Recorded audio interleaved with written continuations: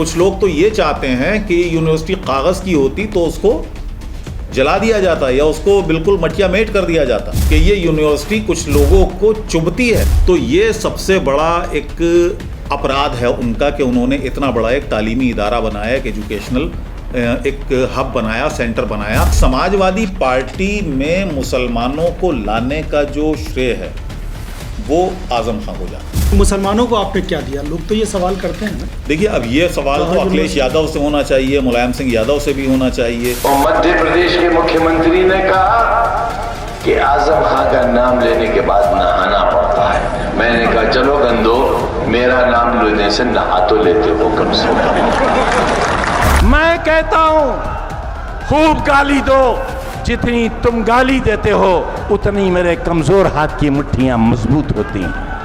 तो मेरा कमजोर रिक्शा वाला कहता है शाबाश आजम खान, शाबाश। आज देश की गद्दी उसके पास है जिसके पास कभी गुजरात की गद्दी होती थी।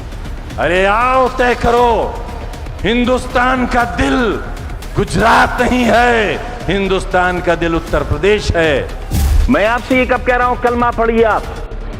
मैंने आपसे कब कहा? मैंने आपसे कब कहा कि कुरान की आयतें पढ़ी जाएं? यहां ये लोकतंत्र का मंदिर है, ये संविधान का मंदिर है। जो चाहे कहे, अगर मैं कहूं तो आप रोक नहीं सकते और मैं न कहूं तो आप मुझसे जबरदस्ती नहीं कर सकते। और अगर आप जबरदस्ती कर सकते हैं तो कहिए, आप कहिए कि जबरदस्ती कहना होगा।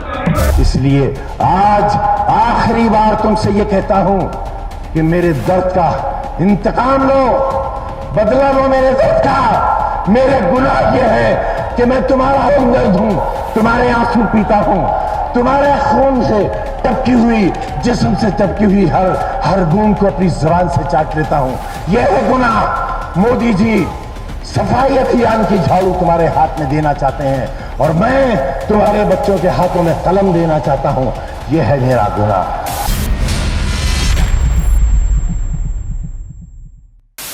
स्वागत है आपका भारत वॉइस में। उत्तर प्रदेश की राजनीति पर लगातार हम चर्चा कर रहे हैं और उत्तर प्रदेश में जो आगामी विधानसभा चुनाव है उसको लेकर किस तरह के हालात बनते और बिगड़ते जा रहे हैं, कौन सा गठबंधन होने वाला है और किस पार्टी का वहां पर दबदबा अभी से ही दिखना शुरू हो गया है, इस पर हम चर्चा लगातार जारी रखे हुए हैं।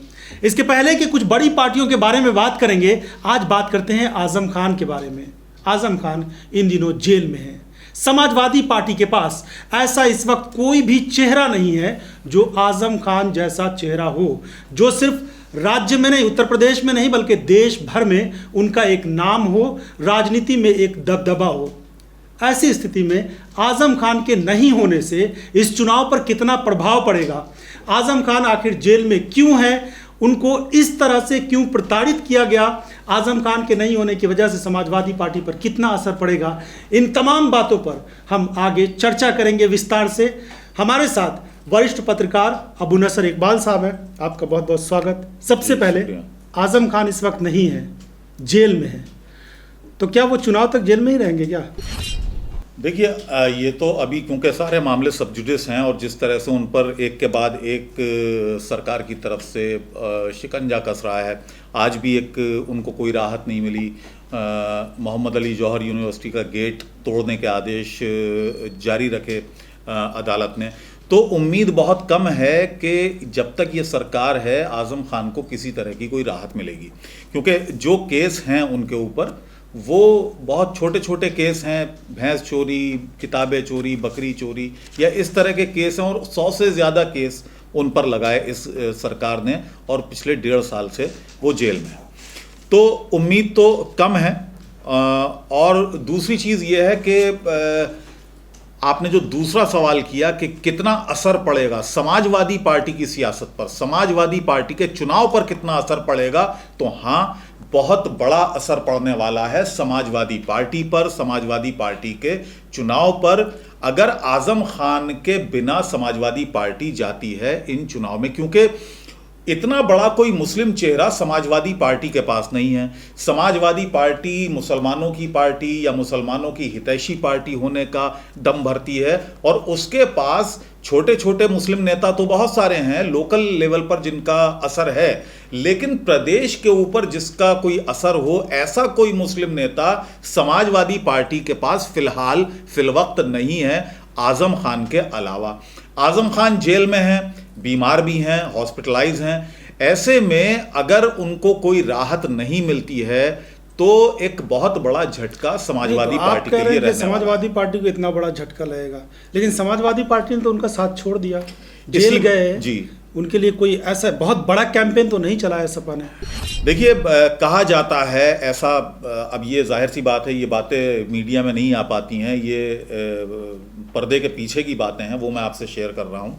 और वो ये है कि जो सेकंड लाइन लीडरशिप है समाजवादी पार्टी में, जो मुस्लिम लीडरशिप है, जो लोकली एक्टिव हैं, लोकल उनकी एक पकड़ है, वो चाहते हैं कि आज़म खान पूरी तरह से समाजवादी पार्टी से या सियासत से उनका खात्मा हो जाए ताकि उनको मौका मिले, क्योंकि वो लोग ये इल्ज़ाम लगाते हैं कि जब तक आज़म खान समाजवादी पार्टी में है किसी और नेता को आगे आने का मौका नहीं मिलेगा। तो उन नेताओं की ये मजबूरी है कि वो किसी तरीके से चाहते हैं कि आज़म खान सियासत से दूर रहें या पार्टी पॉलिटिक्स से या चुनाव से दूर रहें ताकि उनको मौका मिले। तो ये भी एक वजह है कि उतना एक हमने वो नहीं देखा कि इतना बड़ा नेता एक जेल चला जाए। नहीं, अखिलेश यादव पे बहुत बड़ा आरोप है। अखिलेश यादव पे आरोप है, अखिलेश यादव पे आरोप ये है कि उन्होंने उतना सीरियसली इस पूरे मैटर को नहीं लिया जितना उनको लेना चाहिए था। उनकी पार्टी का एक सबसे बड़ा नेता। तो क्या मजबूरी, अखिलेश यादव की क्या मजबूरी थी? आजम खान फाउंडर मेंबर्स में से एक, और देखिए मजबूरी तो अखिलेश यादव खुद बताएंगे उनकी मजबूरी क्या थी, लेकिन एक बात तय है और उसका सामना अखिलेश यादव को जरूर करना पड़ेगा, और वो है मुसलमानों में इस बात को लेकर नाराजगी। आजम खान को लेकर जिस तरह से समाजवादी पार्टी का और उनके नेता यानी अखिलेश यादव का रुख रहा है, उसको लेकर नाराजगी तो झेलनी पड़ेगी समाजवादी पार्टी को, क्योंकि जब वो चुनाव में जाएंगे तो उनसे ये सवाल ज़रूर होगा कि आज़म खान इतने साल से जेल में हैं, 2 साल होने को होंगे, अगर वो नहीं निकलेंगे बाहर तो लगभग 2 साल हो जाएंगे, और समाजवादी पार्टी की तरफ से सिर्फ रस्म अदायगी की गई, सिर्फ बयानबाजी की गई, इसके अलावा ना ज़्यादा धरने हुए ना प्रदर्शन हुए। तो ऐसे में ये सवाल पूछेंगे ख़ास तौर से मुस्लिम मतदाता जो हैं, जो देते आए हैं समाजवादी पार्टी को वोट, और आज़म खान उनको कन्विंस करते थे। नहीं, इसके अलावा भी कोई बड़ी उपलब्धि अगर आज़म खान के नाम से कहें, चूँकि जाहिर सी बात है मुसलमानों की राजनीति की, सियासत की, और उन पर बहुत सारे लोग ये भी आरोप लगाते हैं उत्तर प्रदेश और देश भर में, चूँकि वो राष्ट्रीय छवि के नेता थे, कि उन्होंने कोई बहुत बड़ा काम तो किया नहीं है मुसलमानों के लिए। देखिए, सबसे बड़ा काम अगर हम देखेंगे उनका, तो समाजवादी की पॉलिटिक्स के लिहाज से, समाजवादी पार्टी के लिहाज से उनका सबसे बड़ा काम यह है, क्योंकि फाउंडर मेंबर्स में से रहे हैं समाजवादी पार्टी के, और समाजवादी पार्टी के जब शुरुआती दिन थे तो मुसलमानों को जिस तरह से उन्होंने जोड़ा, 40 साल के उनके जो पॉलिटिकल करियर है लगभग, उसमें समाजवादी पार्टी में मुसलमानों को लाने का जो श्रेय है वो आज़म खान को जाता है। और सिर्फ यही नहीं, उसको मुसलमान वोटों को साथ में जोड़े रखने का श्रेय, वरना देखिए बहुत सारे उतार चढ़ाव। मुसलमानों को जोड़ दिया, लेकिन मुसलमानों को आपने क्या दिया? लोग तो ये सवाल करते हैं ना कि मुसलमानों को आपने क्या दिया, आज़म खान ने क्या दिया? देखिए, अब ये सवाल तो अखिलेश यादव से होना चाहिए, मुलायम सिंह यादव से भी होना चाहिए।